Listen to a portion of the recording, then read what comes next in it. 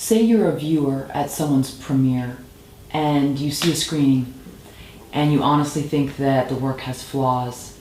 What's the best thing to do? Maybe it's not the most honest thing to do. Do you smile and tell them, great job, shake their hand? Do you admit in a gentle way that there were some things they were confused about? What's the best policy? Well, the typical response when someone has seen your film and they don't like it or they don't like big parts of it is because they don't want to come right out and say that. They say film was very interesting, and that that's the code word. Interesting means it wasn't very good. But the real fact is that at that point the game's over. The process is already over. So what good is it to say, oh, I had a problem with this and this and this? Now, you got to distinguish that from, for example, screenings with audiences on a film that isn't completed yet. This sort of thing it typically has a very bad name. It's it's a marketing screening where we're going to try to get a sense from the audience what do they know about filmmaking. But you will find that audiences are in certain things are very good at giving you feedback. Now, they won't be able to put it in structural terms. Oh, you didn't establish the weakness need of your character in the opening pages of your film. But if you are able to translate their responses, you can often learn a great deal from them. Keep in mind, audiences have seen a lot of films. And they may not be able to speak in the language of the writer or the filmmaker, but they know what is not working for them.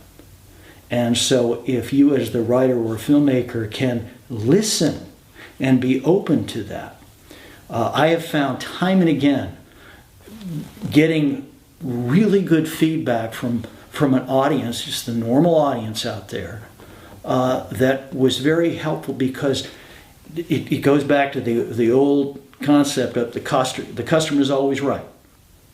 Right? You can't, if you're writing a script, you can't, and a reader says, oh, this didn't work for me. You can't say, well, let me explain to you what I was trying to do.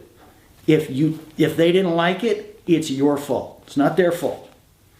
So it's very important to be open to any kind of criticism, and if you know how to listen, you can often find out some very good things about a script or a film that you did not know.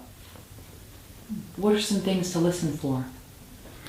Well, typically when an audience is giving you feedback, it's a lot of it is about the pace. A lot of it is about, it's all some version of, it was slow here, I didn't like that character, I didn't like that scene, and so on and so forth.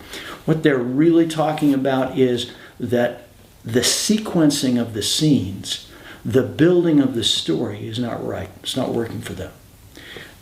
Last year was part of a screening in a film that I had worked on, and we found from the audience that they were having a lot of problems, especially with the final third of the film.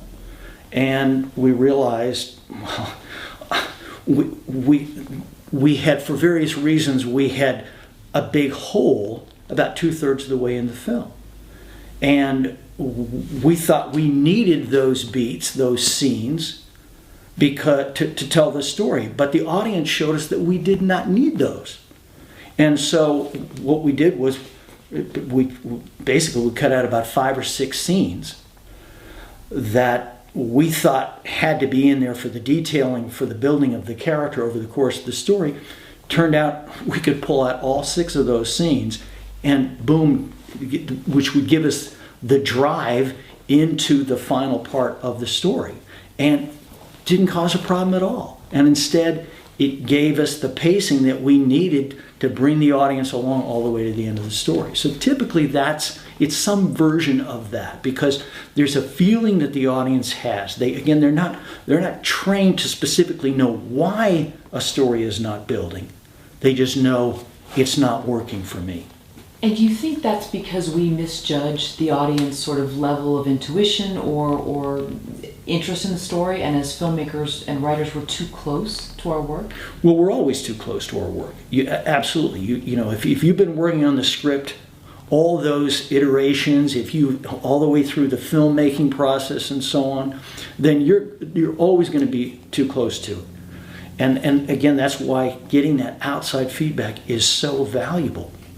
But yes, the audience has a kind of knowledge that is very useful if we will listen to them and respect them.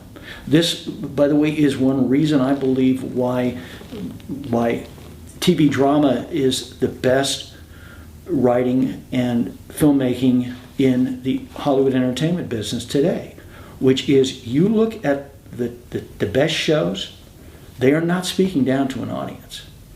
They have exactly the opposite view toward the audience, which is the audience is smarter than we think they are. And the audience is smarter than we are. And again, this goes against the old conventional wisdom that you've got to make things understandable so everybody out there will get it. Well, we found out over the last 10 to 20 years, interestingly enough, I think that the biggest thing that flipped it was Seinfeld. Because there you had four main characters who were unlikable. These people in many ways were very unpleasant people. And this just completely ran counter to the conventional wisdom of mainstream popular storytelling, in this case television, right, which has the biggest popular audience there is of any medium. And all of a sudden we realize, wait a minute, in fact, it works better if they're not very likable, if they have problems, if they have weaknesses, and so on. It finally got into film as well. And as I mentioned earlier, even with superhero stories, which were the end of, they were the last type of storytelling where you would have put weaknesses in your main character. But now even there, we found that the most popular of these superhero films are characters with severe character flaws. And it turns out that makes them more popular to the audience, not less popular. But as I say, the basic attitude of the best shows today are that the audience is very sharp and they can handle extremely complex storytelling forms. And it actually makes it more popular, not less so.